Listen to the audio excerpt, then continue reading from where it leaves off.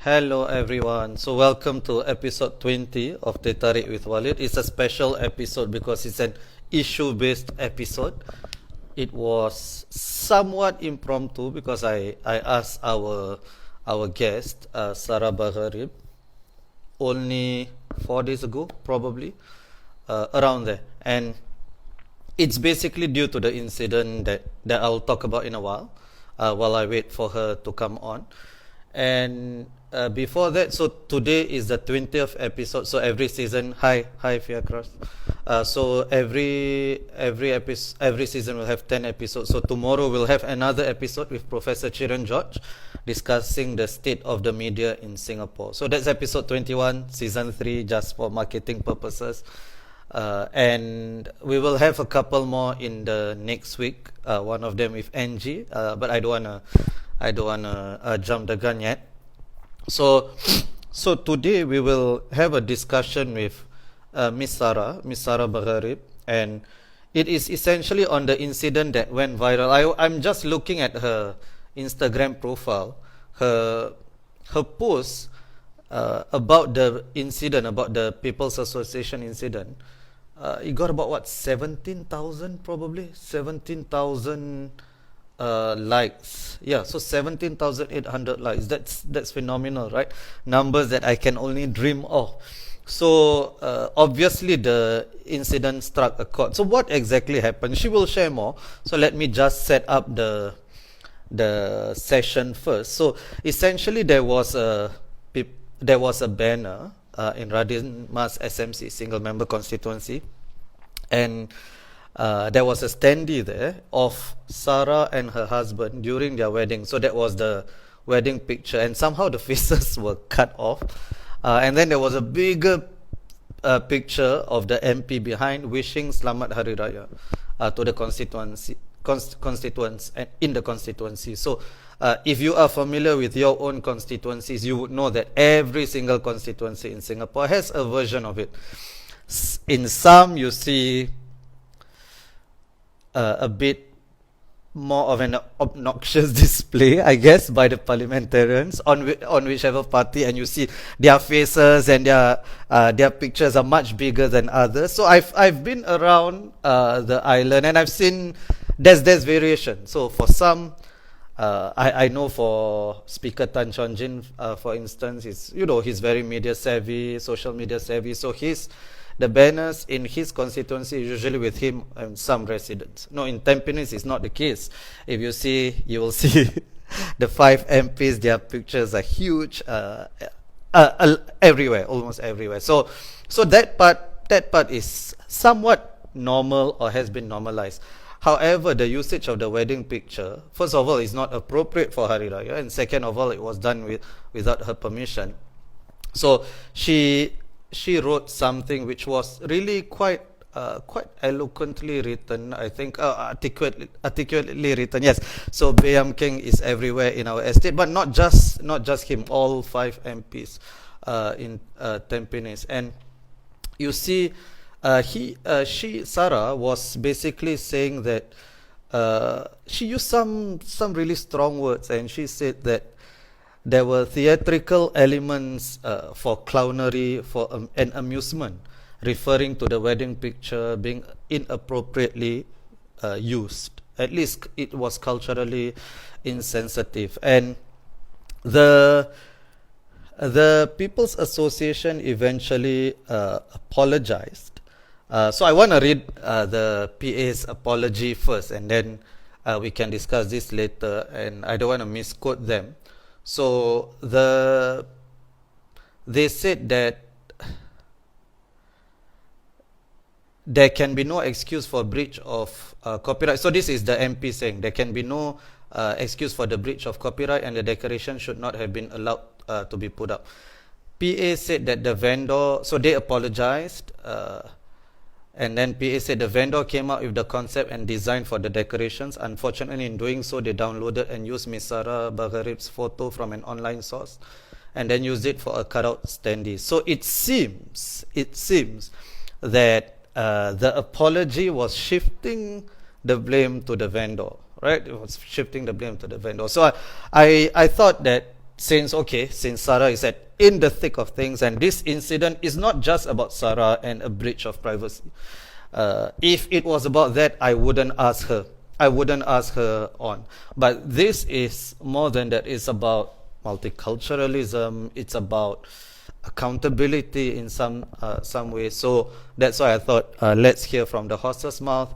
And I think Sarah, I don't know whether you are on. You can hashtag sorry not sorry. I think what Shreya is saying is I think Shanas said as well. I think a lot of people were thinking that are thinking that. So I definitely have my own thoughts on the apology as well. Hey, Sarah. Hello. Hello, Hi. hi. How Can you hear me can okay? I can hear you very well. Can you hear me? Okay. I can hear you. Okay, so as I was saying, we are having this session at 10 p.m. Because Sarah puts her daughter to sleep at 9 p.m. Yeah, she's a good parent, so my son is still awake.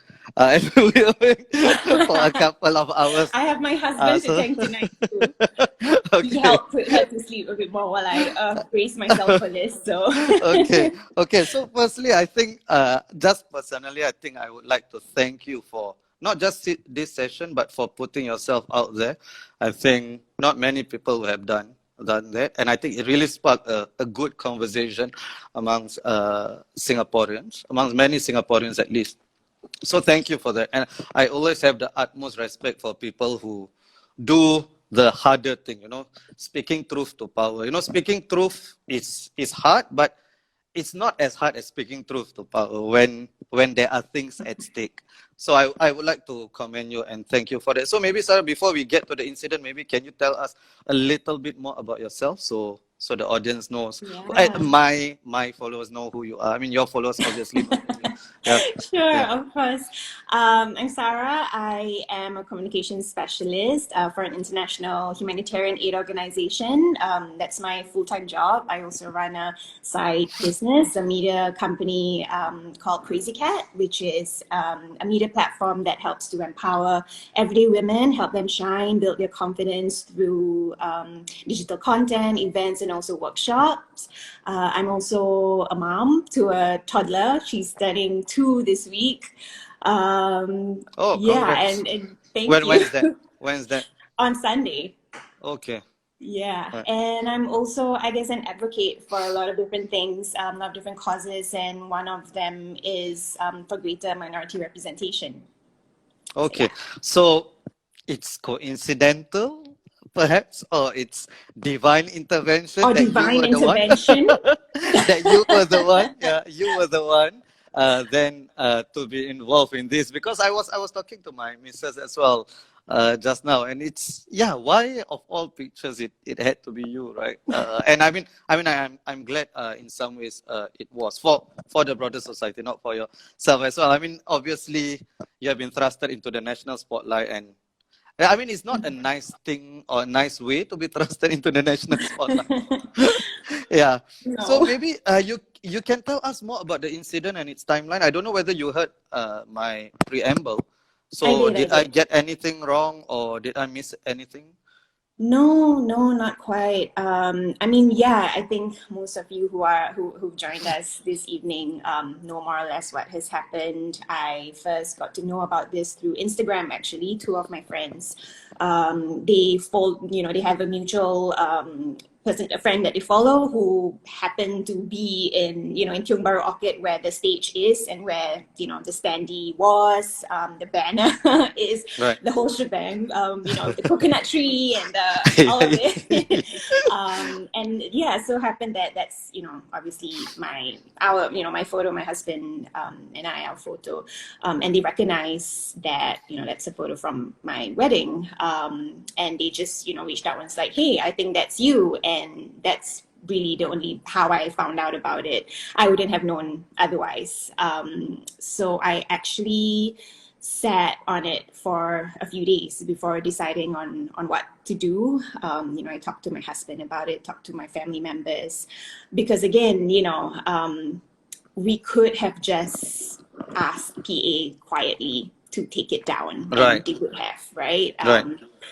but in, reflecting on what happened, and again just thinking about, okay, why of all people did this happen to me, the very person who's been advocating, specifically about having greater minority representation, cultural appropriation, and all of that as well. And just about like a month ago, I think I posted on Instagram as well about another organization in Singapore that was doing, have this mentorship program, and it's more or less like a national program as well, but all their mentors except for one were all Chinese. And so it's, for me, it's like, okay, if you're trying to promote, I don't know, or cultivate more female leaders, for example, then you should also be representative of all women in Singapore. So that was something I just brought up like a month ago. And then I saw this and I'm like, oh, okay, could this, why is this happening specifically to me? And, talking again to my husband, and we realized, I mean, for me, all, being a mom has truly renewed my sense of purpose. And a lot of all that I do right now really is to try to create a better world or better Singapore for her. And I thought, okay, this could be one of the ways that I really highlight what's completely wrong on so many levels with this, and highlight this publicly as well, and honestly, continue the conversations that are already online. That platforms such as Minority Voices have already been having lepak conversations. So many of these platforms have already been having about the need for greater minority representations, about racism and all of that. So yeah, that's why I decided to share it publicly. Okay, thank you. So there are a couple of interesting comments that I want to read out. And by the way, please keep the questions coming. So I have a question which says that, what is our response to Suhaimi Yusoff's comments? So there's a question that came in, and that person said that he or she, I don't know who it was, feels that Suhaimi was mansplaining, but we'll get to that in a while. But there are a couple of interesting comments. But before that, it's fascinating to hear that being a parent has such a profound impact on you. Yeah, because I need to reevaluate. I'm sure you're already doing this consciously, subconsciously. I need to reevaluate my own parenting experience. So there's a comment: is Sarah's Songket background intentional? 100 points for subtext. I knew that was going to come out somehow. No, it's not. I live with my in-laws, and wonderful taste. My father-in-law got this and put this out. Okay. So no, not intentional. So there is a comment by somebody who has been there, done that, Raisa Han. She says, thank you for being so open about your experience. So that's really nice. And there's another one that is quite intriguing, right? And it's probably true. Or, I mean, we don't know. We cannot speculate, but maybe it's true. So it probably means just that it has happened many times before. It's just that the flow has finally been interrupted by someone eloquent and insistent enough.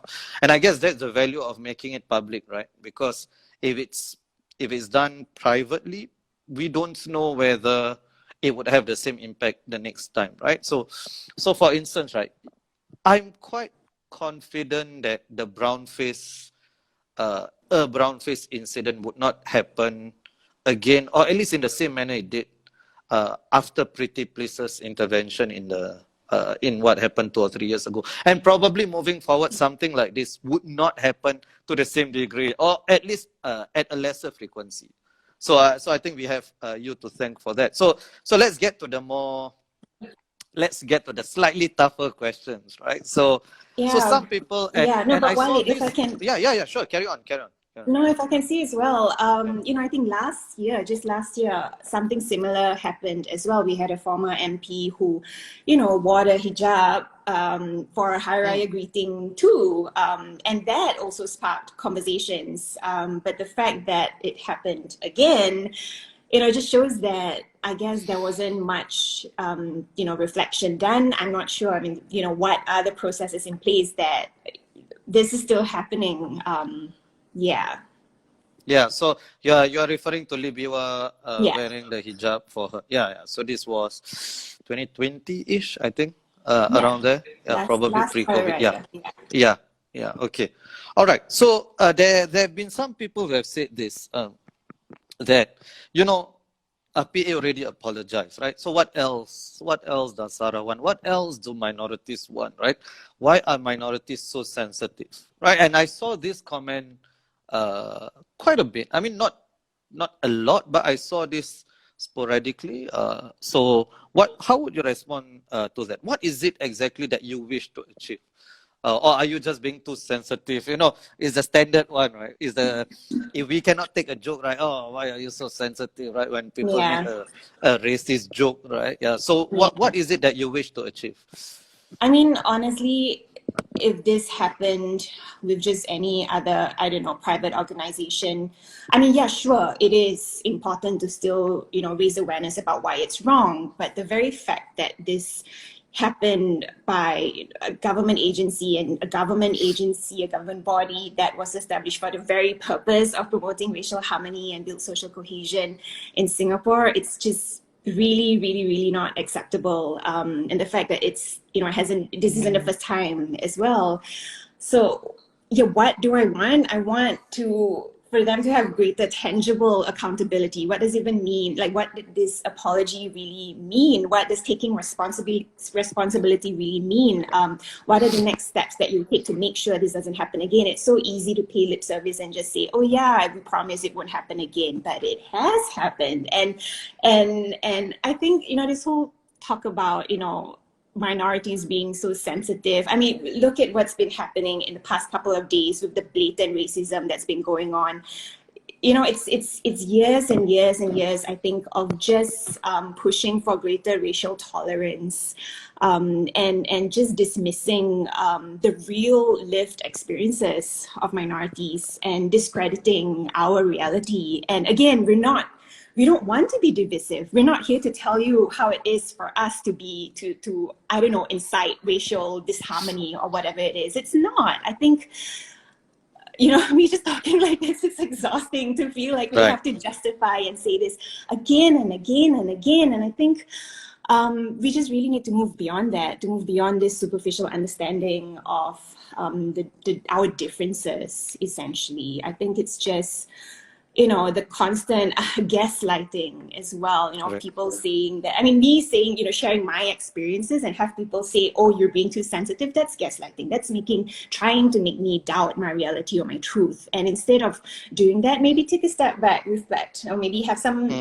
empathy, I guess. It's, and for me, just thinking about all that's happened and reflecting about all of this is just making me realize that, this could really possibly be an emotional response to something really uncomfortable. And this is because, it is uncomfortable to talk about race. It is uncomfortable to acknowledge that, what you have known all your life or what you've conditioned to know about race and racial harmony and racial tolerance is not exactly what it is. It's not comfortable and it's confronting. So, but before you react, I guess, as a society, we should just take a step back and listen. Right. Okay. Thank you for that. So basically what you want to see is at least some assurance. What are the next steps that the PA and other grassroots organizations would take to ensure that such a thing doesn't happen again? Right? Yeah, no, absolutely. What are the policies that are in place? Because how did the breach happen? The policies were in place, and yet, there are obviously flaws there, right? There's definitely something wrong there, because firstly, there's that infringement of privacy and copyright, and then there's also cultural appropriation, or just that superficial understanding of Hari Raya, and we can again unpack all of that in itself, the display itself, which I think we both saw Alfie and Saad, really, that was brilliant. And like not just Malays celebrate Hari Raya. There are so many other races. There are Indian Muslims, there are Arab Muslims who also celebrate Hari Raya. Do you want to say something about that, Sarah? Because I don't know you personally, but I assume you are Arab from your surname. So, or what do you identify as, or why was there an added dimension for you as to why this incident mattered? Yeah. No, absolutely. Thank you so much for asking and giving me the space to talk about this as well. I mean, this is something that's honestly been triggering and confronting just racial identity and talking about race because I think I just shared this on my Instagram today as well. This, So, the CMIO model and how, for me, being categorized as others because, yeah, my dad's Arab. So, on IC and race, it's Arab. My mom is, half Japanese, half Minang. So I'm a mix of a lot of different things, but just categorized as others. And I think, when we talk about representation of minorities, there are minorities within minority communities as well. And I think for me, we've been parked, or rather my community have been parked under Malay Muslim rather. And I think it's just, yeah, seeing this, and reflecting on all of this have, just forced me to really confront my racial identity, what I identify with, and all of that. And it's just something that's constantly, right. that's something I constantly think about. And yeah, there definitely is. And I honestly am still making sense of it. Right, I'm right, 30 this year and I'm still making sense of it. right. So Yeah. yeah. Yeah, so I guess, I mean, we are in similar positions in that way, right? So Yeah.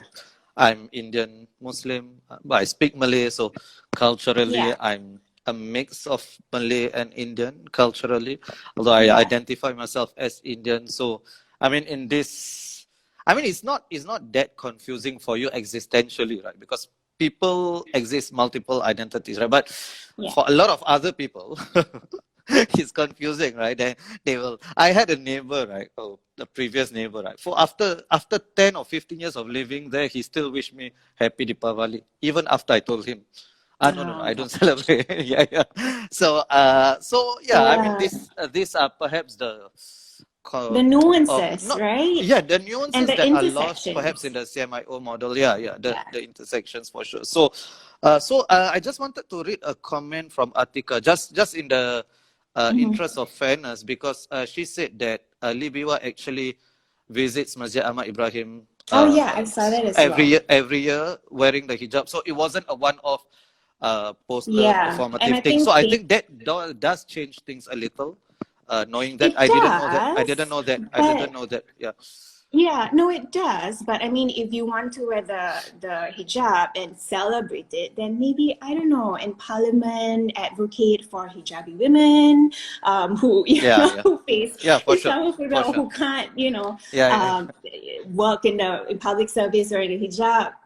All of that. So yeah, there's so many, different layers to yeah. that as well that should be talked about. It Absolutely, should be discussed. absolutely, Yeah. absolutely. I mean, no disagreements there. So, so before I move on to the next question, so I mean, I recently got to know of your work just a few weeks before this incident, and I really enjoy your commentary. Although I have to say there was one thing that almost made me want to cancel this live session. I thought it was quite egregious, and that's you went on TikTok a few days ago or a few weeks ago. Oh, no, yeah.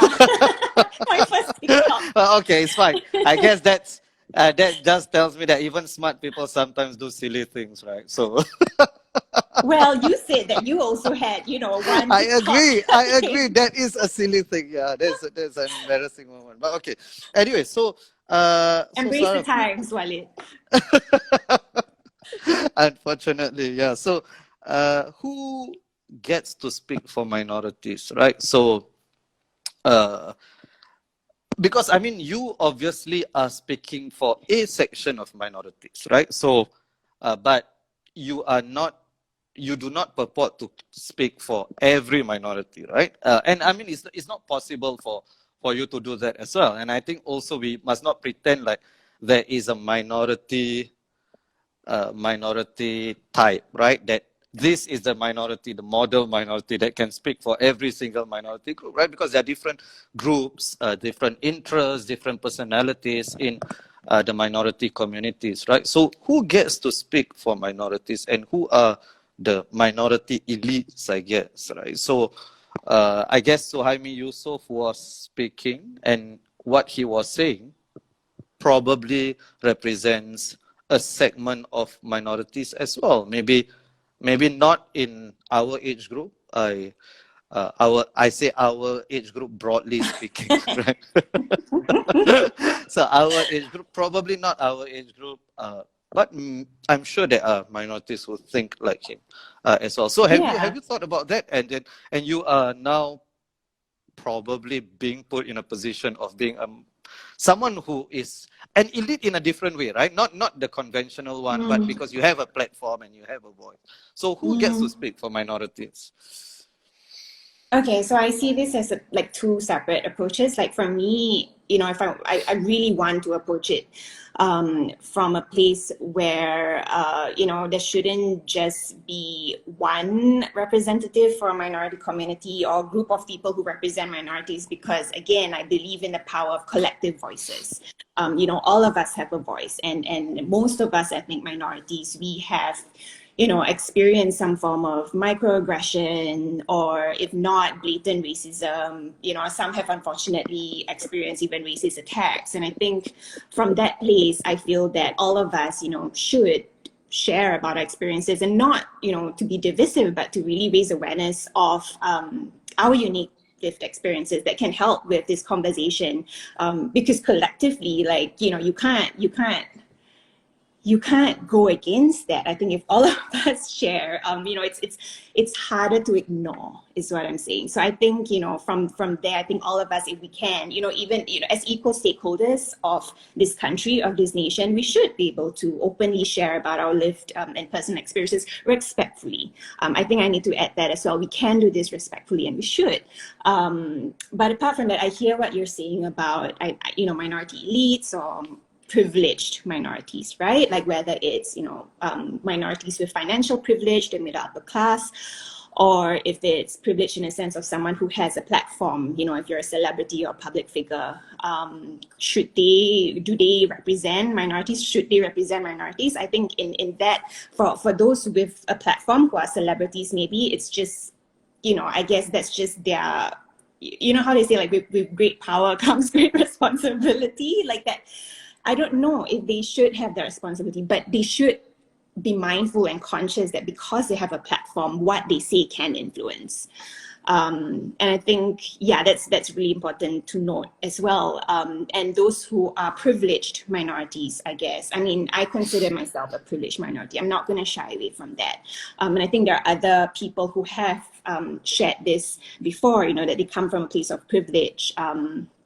They should, use that, use their privilege to shine the spotlight on those who are less privileged, who don't really have a voice. But I know, like this, I've seen, I think it was Raisa herself, during what happened to her. I was going to mention Raisa as well. Yeah, so she mentioned about how she comes from a place of privilege, and she was attacked just for that. It was strange. It was strange, yeah. You see what I mean? Like people, because they've just decided, that, you are a bad person and you are doing this to be divisive, and whatever you do is just wrong, without taking a step back and realize, hey, this is someone who actually has the intention to help. She recognizes her privilege, and just wants to use it for good. Why can't people just accept that that's a good thing? And what else would you want from a privileged person other than to acknowledge that privilege and use that privilege to advance certain causes, right? I mean, what else could a privileged person do, right? I mean, so I just found that line of attack against Raisa a bit desperate. Thanks for bringing that up. So I also wanted to comment a little. I don't know what you feel about Suhaimi Yusoff's statement, because he was far more forgiving probably than you or I, and he said that, I'm paraphrasing. He said something along the lines of, you need to look at the intent of the mistake, right? You need to look at the intention of the person committing the mistake, which of course matters. Intention matters. But and he said, if something along the lines of, if his son did something accidentally, he wouldn't be too harsh on that person. So I mean, I get that, but I think his analogy was completely off, right?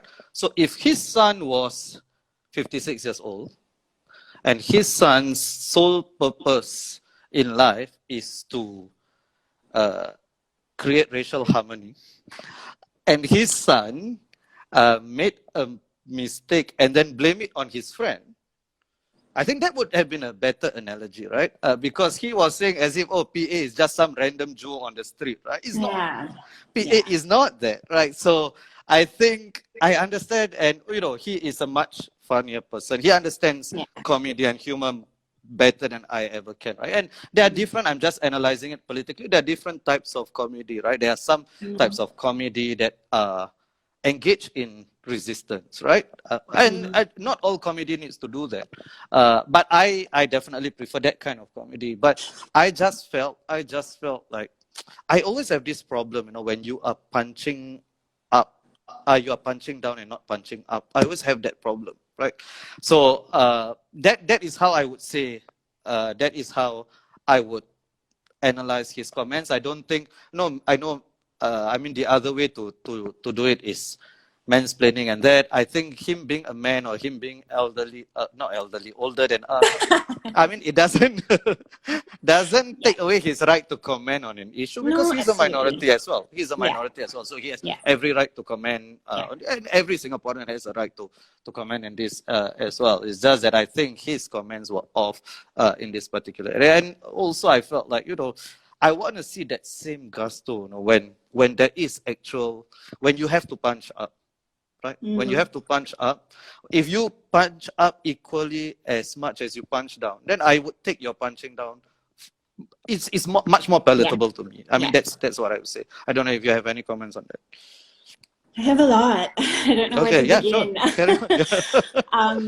Honestly, first when I saw his meme, that was hilarious. And I thought, great comic relief, right? And then I read his interview, and that threw me off completely, honestly. And I'm just going to say it as it is, he may not have had the intention to do so, because he may not have the awareness maybe of, saying some of these things or doing the interview or what he said. But that was gaslighting, and that was gaslighting to a whole other level, because he's a public figure and a minority. And that completely threw me off, because, he may not have that intention, but he did say that, something, again, I'm paraphrasing as well, but something along the lines of how, okay, you can take 10 or 20 minutes to, be upset about it and then move on, was something that did he say that? well. Did he say that? Oh, okay. Yes. Oh, wow. Okay. And I thought that it just wasn't right. And again, he may not have had the intention to personally attack me or my husband or whatever it is, and he was just making comments of, from the perspective of an ethnic minority, because I said from the start, this is an ethnic minority issue, and he has, like you said, the right to talk about it. But there wasn't any, this doesn't happen to him personally. It happened to me, and I think that's something that people tend to forget, not just in this instance, but just any specific any incident as well. Forget the people who went through it, who were directly involved. Directly impacted, who were hurt by it. I was hurt by all of this, and to read that comment discrediting or belittling how I've processed this, or how I should, and telling me how I should or shouldn't do it, and then saying that no, this is not a strange. I'm pretty sure that's what I read. I think you can pull that out as well. Wow. Okay. So to me, that was, it really threw me off. And again, if someone from a place of privilege, having a platform, being a public figure, I think should just be more mindful of this as well. Right. Okay. So I'm just reading the comments. There's a lot of love for you.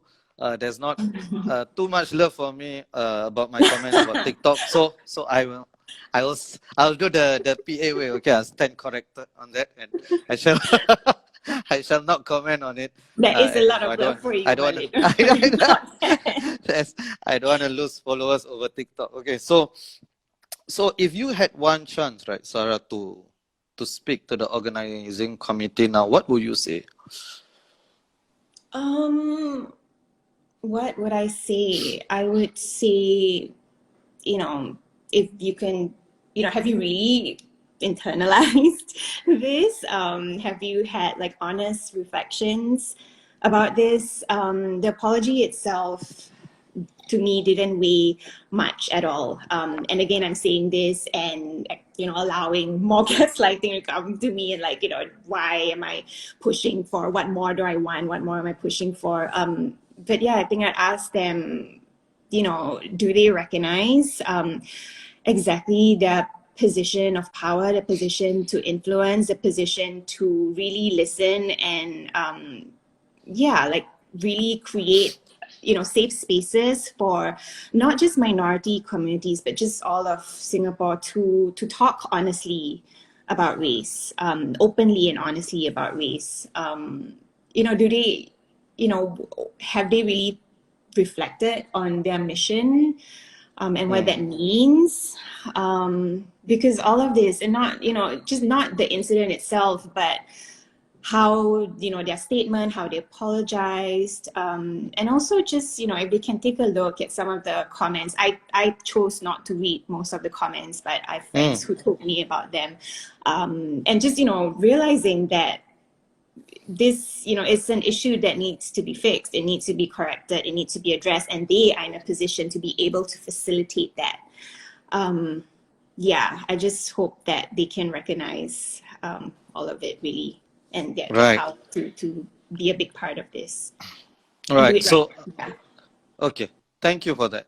Thanks for that. So, there's so Fiakra actually quoted what Suhaimi Yusof said.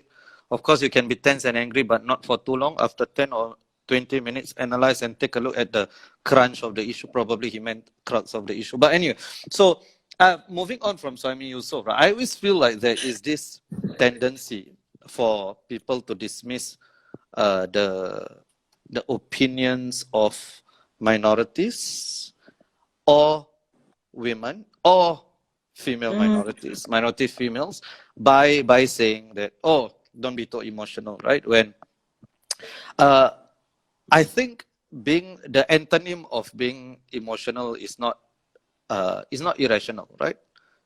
The antonym of emotional is not rational, right? The antonym of rational is irrational, not emotional, right? You can and should be emotional on many issues, right? I mean, if you're not emotional, and these are the same people, right, who would get emotional over far less, right? People who tell us that we shouldn't get emotional, they get emotional over far less, right? When their football club loses, which is a perfectly valid reason to be emotional, right? But then they would tell others, oh, we shouldn't get emotional. No, we should get emotional. But being emotional doesn't mean that we would act in irrational ways, right? And in fact, emotion is a necessary part of activism, right? If you are not emotional about something, there's no way you would do something about it, right? You would just accept status quo. Yeah, so yes. I always feel that when people are throwing that, I mean, it's a lazy way to dismiss people's concern by saying, oh, don't be emotional, right? I know I get that, and I'm sure you get that. I get that, and you brought up the whole issue of being a woman in all of this as well, and that's, again, I don't know, again, if what his intentions were, but we're referring to Suhaimi, but yeah, there's definitely some form of gender, issue surrounding seeing through a gendered lens through all of this as well. And I think, being a woman, it is an emotional thing. But again, like, this didn't just happen to me. It happened to my husband and I, and he's obviously not a woman. He may be less emotional about it, but it's just his build up and his makeup. And I'm just naturally a really emotional person. And I think, emotions are, it's my strength. I think that's one of it, being able to empathize, being able to take a step back, reflect, and think before I react, I think. So I think, when people say I'm being emotional or I'm reacting emotionally or whatever, actually there's a lot of, me reacting emotionally wouldn't be this, wouldn't be the responses that I've posted that I've shared. They're actually quite calculated as well. I think all of us, a lot of us are emotional. And I think the biggest emotion that minorities and ethnic minorities feel is exhaustion. And just, in Malay, we say penat, really penat. And yeah, how long more? It's like a roller coaster. It's like sometimes this happens, it blows up, and then, it dies down, and then it happens again. But we can actually use this as an opportunity to do something about it, especially because this happened to PA. I think they can and should use this as an opportunity to facilitate real, honest conversations about race. Use this opportunity to engage platforms, people, individuals, communities that are already talking about this. Like I mentioned earlier, minority voices, lepak conversations, so many others. I'm just mentioning the ones that I follow as well. So yeah, this is a real chance for them to do that. Right. And I think what you said, that, I mean, it hits the nail on its head, right? Because if this was the only time such an incident happened, right, then yeah, maybe even then I'm not sure whether you are making a big deal out of it, right? But maybe those criticisms could would have more weight to it, right? But it's a series of incidents over. I mean, this is not at all new. I mean, I cannot say all, but many minorities have gone through a lesser version of this in their lives, right? So I'll give you an example, right? So there was once when I was reporting for my first day at work. It was a different. I cannot tell which employer it is, but so my first day, then the person just said to me, so there were two new people who were coming in. So both Indians. So you know where I'm going with this, right? So the person actually said to me, "Are you this person or are you the other Indian person? I cannot tell. I cannot differentiate between the two of you." Right? Just said it outright, right? So right to my face, right? And I mean, just the night before Hari Raya, right? So I was with my brother at my mom's void deck, and somebody came down to us and just came to us, confronted us and say, "Excuse me, do you guys speak English?" All right, that's the first thing the guy said. And these are the things that happen to us on I won't say regular basis, but it happens to us enough. It happens to us enough. So there's an excellent comment by Z, which says that there are so many comments. So Z said, "We are so scared of anger as an emotion, but anger at social issues is a healthy reaction."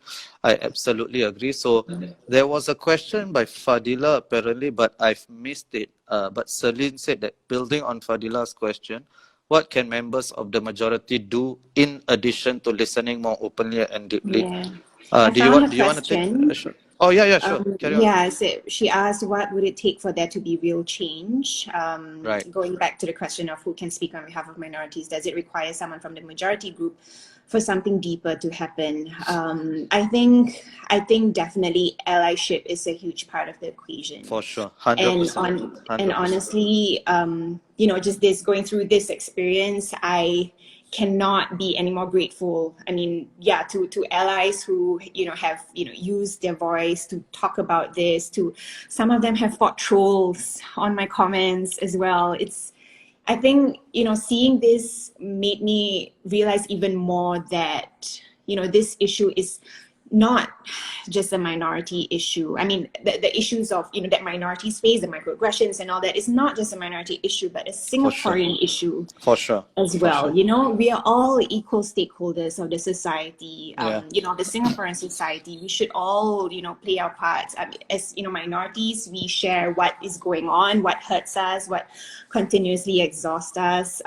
As the majority allies, thank you so much for using your voice to highlight why it's important that we constantly talk about this and contribute to the conversation in a respectful way as well, and with empathy, which I think should be a big part of this conversation about race. Absolutely. I think you said it perfectly there. I don't think the last thing we want to do is to isolate our allies or potential allies amongst the Chinese.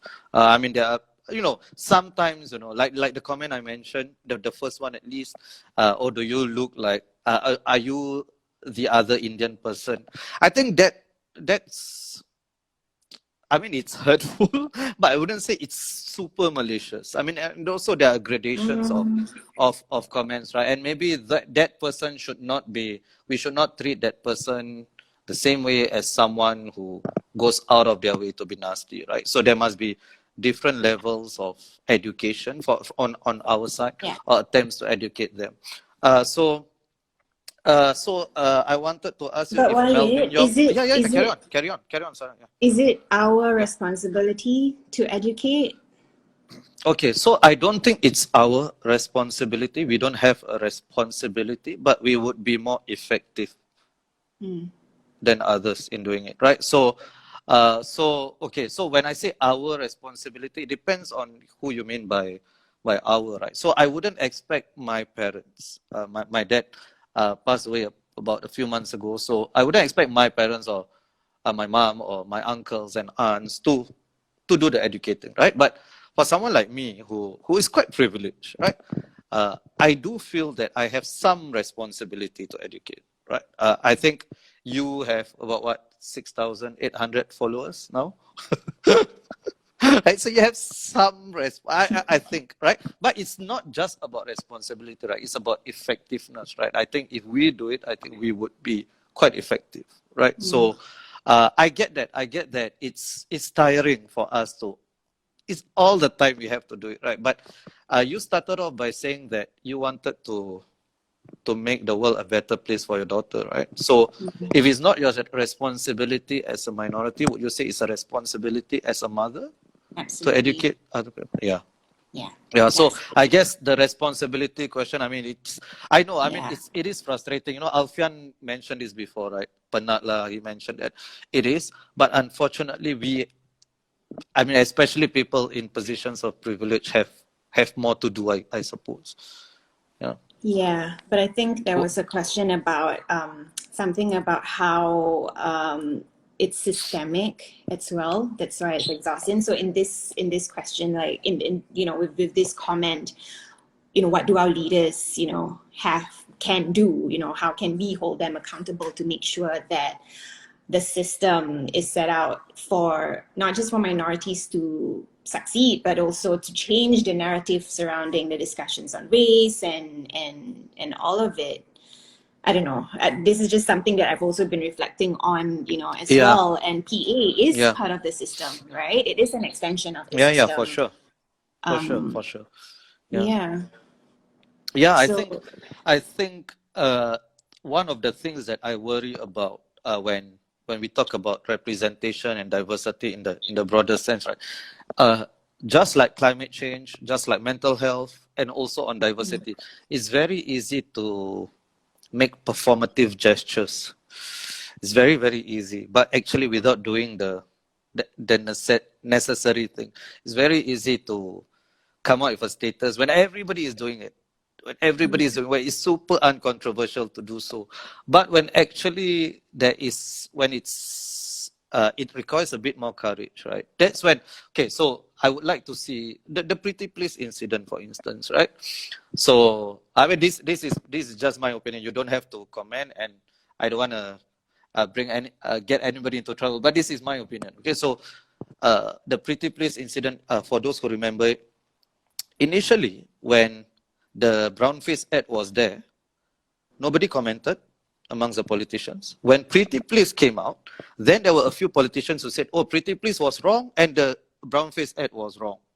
But before Pretty Please came out with the video, why didn't anybody say that? So I think that's where sometimes these gestures, even though that statement is, I mean, it's good that they condemn the brown-face ad, right? But I guess the timing always makes me feel, okay, is this performative? Why are you doing this? So that's why I think that's we need a lot of them to do that. No, I know some of them, and I'm not talking about politicians, I'm talking about elites, and even elites within minority communities. Sometimes they still have succeeded from in the system, and I'm sure you have experienced this as well. Sorry, your video hanged for a while. So yeah, so is yours. I mean, I can okay. still hear you. I can hear you as well. So yeah. So Okay. let's just this is going to Okay, be you're podcast. back. Yeah, okay. So I'm sure you've heard this as well, right? So minority elite. So for instance, right, I've heard before, right? People who are more successful in the Malay community saying that they wouldn't let their children play football because they don't want to let their children fit. I mean, you know that. You know I was going with that. Yeah, So heard of that. they don't Yeah. want their children to mix with other Malays as well. So I mean, there are all sorts of issues that I think we need more space to discuss this. And I think incidents like Pretty Places and yours have opened up the space for that, for sure.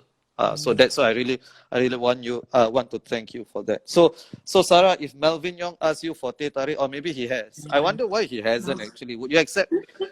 And then he's Yeah, gonna take a sure. picture with you and say, "Oh, we've discussed this." And Oh no, yeah, sure. If he wants to have Teh Tarik with me, sure. But yeah, it needs to go beyond. I met with Sarah and apologized in person, and and just I really wonder, if he, because there was a light up there was a light up event, at for the Tiong Bahru Orchid with where the standee was as well, and I wonder if he saw it. no, And what was that? there was a light up Hari Raya event at that stage, that very stage, with his Okay. face and the Right. kampong thing and coconut tree and all of it. And yeah, so I wonder if he saw the standee, what he thought about it, if he did and he didn't say anything or think twice to think that something was wrong about it. So if I do have Teh Tarik with him, I would love to know if he did see that, and if he did and he didn't say anything about it, then something is definitely wrong, right? And I think there was a comment there as well about internalized racism, which it is what it is. We've been so conditioned to think that this is a certain way, that there's nothing wrong with this because people are colorblind, I guess, or blind to like racism at play, or there's nothing wrong because it doesn't impact them. Right. So that's probably what I was asking. If he saw it, why did he not say anything? If he didn't, then why does he think it's wrong with it? Interesting. Yeah. Right. So that's a different. That's another angle to this whole saga, I suppose.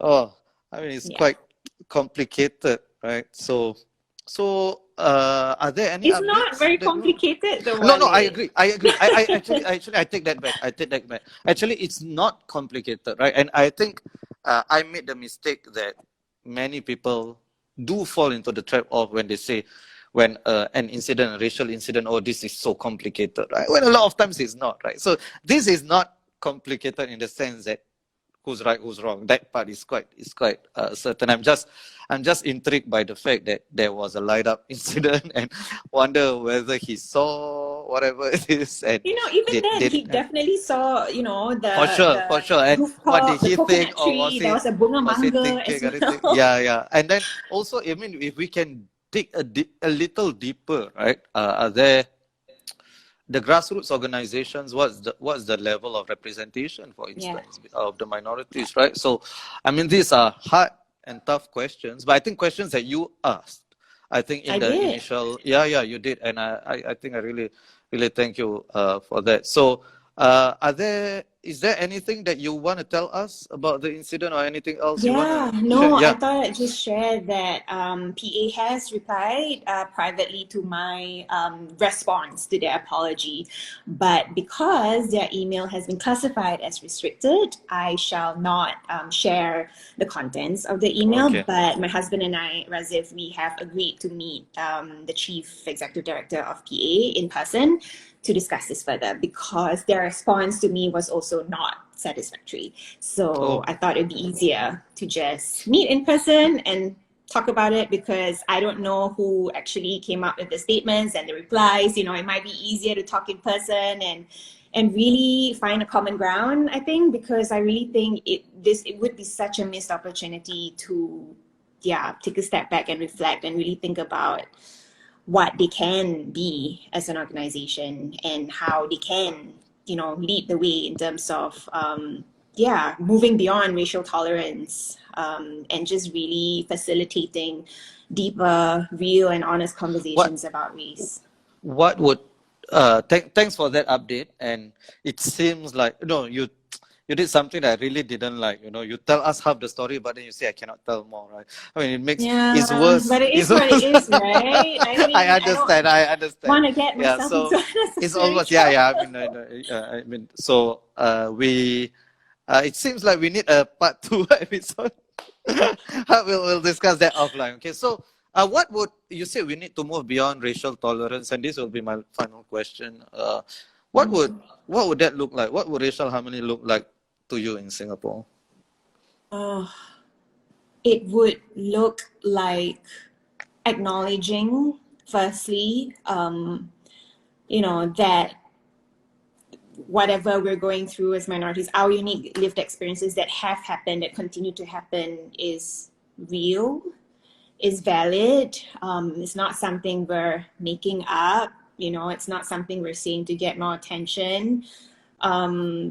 Racial harmony looks like them, not just them. This isn't a majority versus minority. Again, like I said, this is a Singaporean issue, right? I think just some form of like leveling the playing field. That we set all races up for success and not just one group or one community over the other. And what that means is to get to the root of the issue, and it starts from the top, I think, because they set the tone and then it trickles down to different pockets of society. So I think there needs to be some unlearning,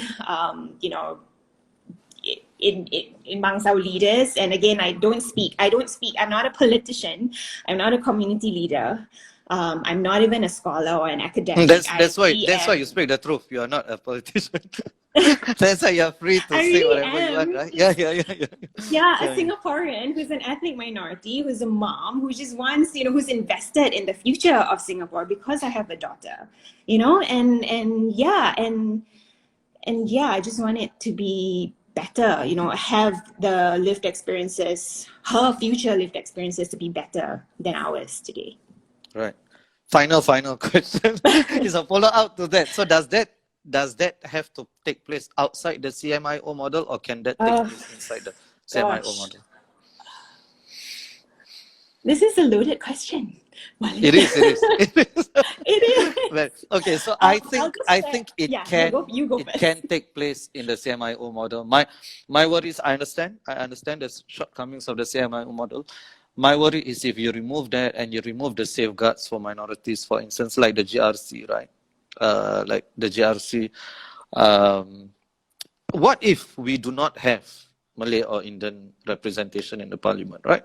And then we have no safeguard or fallback. So I think whatever you said, I completely agree, but it can take place within the CMIO model. I understand that a lot of people are advocating for it to take place outside the CMIO model. I think that's a perfectly legitimate point of view as well. But I've really thought long and hard about it, but I remain to be convinced that the latter is better than the former, even though I think it is legitimate. So I just wanted to clarify. Okay. Cindy asked, am I saying that all politicians don't speak the truth? No, but politicians embellish and sometimes they self-censor, especially in public, right? It's very hard to extract truth out of them. Yeah. But yeah, so Sarah, final word.